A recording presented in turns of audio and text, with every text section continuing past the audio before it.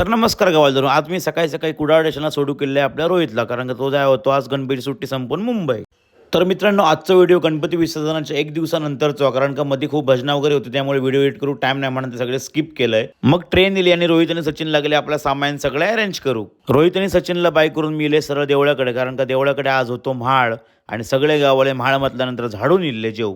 मग लगेच पाना वाढून घेतल्यानी आणि आम्ही सगळेजण जेवक बसलो आणि कांताकर म्हणून वेळ न घालवता लगेच सगळ्या जेवण करण्याच्या डोके आखीत लावून घेतल्यानी आणि सिद्धू होतो आजचं निमो आणि पाणी सोडल्याबरोबर सगळ्यांनी जेवक सुरुवात केल्यानी आणि जेवण झालं आणि रीतीप्रमाणे आम्ही बसलो सगळे काकडी खाऊ. आणि घरात काय आमचं पाय टेकणार नाही म्हणून मी आणि निलो चाललो उणगा आणि संध्याकाळी मस्तपैकी म्हाळाचं भजन होता म्हणून आम्ही येलो भजनात.